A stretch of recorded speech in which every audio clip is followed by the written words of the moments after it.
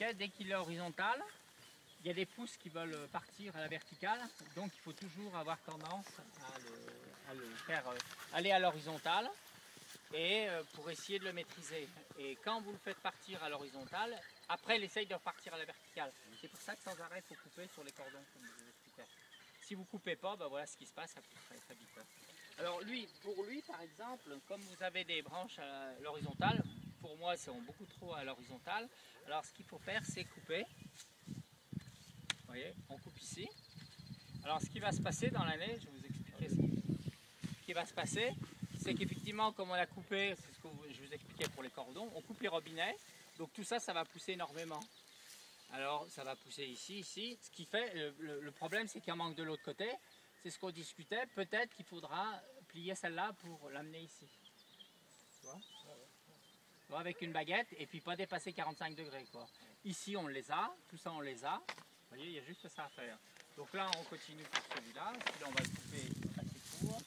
Regarde à peu près au point de vue. Pourquoi vous dites qu'elle est trop horizontale? Bah, ce qui se passe, c'est qu'elle va avoir des fruits.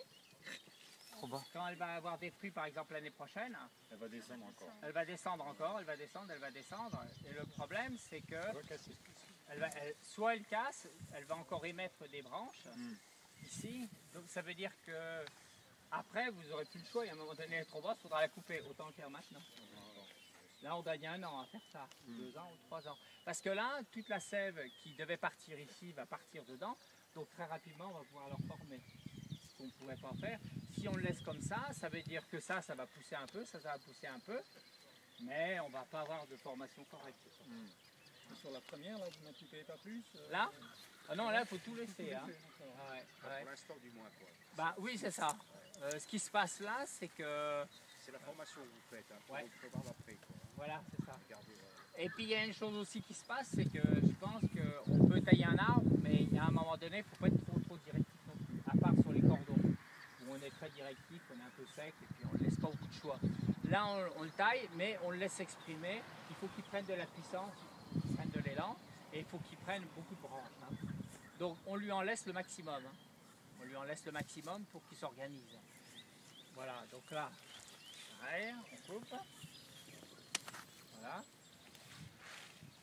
Alors, ici, on va à peu près faire la même longueur. Là, ça doit être à peu près ici, je pense. Je ne sais pas ce que vous en pensez. C'est à peu près là. Hein. Lui, c'est un franc. Oui, Tous les arbres ici sont des francs. D'accord. oui. Et en fait, du coup, il a eu. Mais franc greffé ou Est-ce pas qu'on peut- greffé? Oui, Greffé. Est-ce qu'on peut dire qu'il a été trop tiré vers le bas? oui c'est ça, oui, Ouais. c'est ce qu'on parlait avec Maurice. C'est pour ça que je suis passé derrière l'autre jour, j'ai pas mal coupé. Ah oui, d'accord. Voilà, donc c'est ça le résultat. Alors, l'année prochaine au printemps, bon, mettons que celle-là, je vais la laisser partir.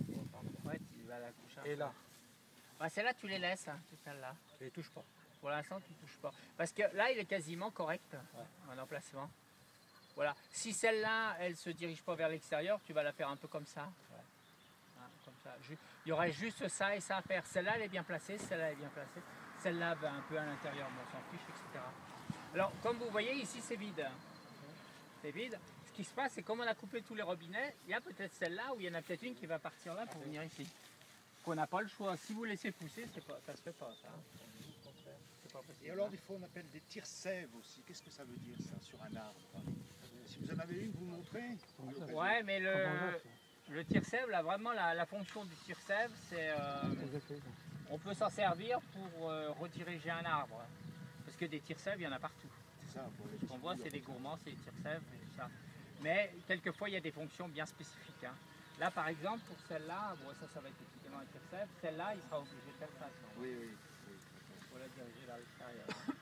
Parce que celle-là, elle va automatiquement aller vers l'intérieur. Elle aurait été dans la bonne position, ça avait continué de tomber. Mais comme on va s'en rester... Celle-là, elle doit être dirigée comme ça et celle-là, elle doit être dirigée comme ça. Et vous voyez, quand on fait ça, c'est quasiment bon. Ouais, d'accord. Hein? Alors, ce qui va se passer aussi dans votre travail d'arboriculteur amateur, vous allez voir un truc un peu un gag, on en parlait avec Michel, c'est que vous avez un petit insecte qui vous coupe les bourgeons. Vous voyez? Alors moi je me rappelle quand je formais les arbres dans le verger que j'ai à côté là, j'avais un arbre qui était bien formé et il y avait le coupe-bourgeon qui me coupait tout. Et il fallait que je revienne, que je retire pour que je récupère d'autres branches et tout. Il recoupait tout. Donc... Alors bon, il est un peu, au début c'est un peu galère parce qu'il taille aussi. Mais après ce qui est bien c'est que quand il commence à être gros et qu'il vous coupe les... Quand il vous coupe les bourgeons, il vous fait ramifier l'arbre.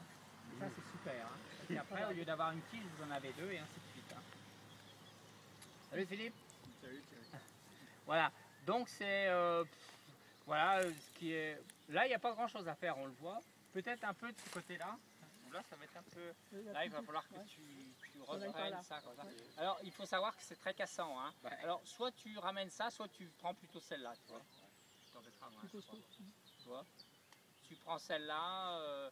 Alors, quand c'est comme ça, si on veut, par exemple, mais celle-là, ce qu'on fait, c'est qu'on coupe les robinets ici. Vous voyez, vous prenez, vous passez le bout avec votre ongle, vous coupez ça, et vous coupez ça, voilà. Donc ça pousse plus et c'est celle-là qui va repartir. D'accord.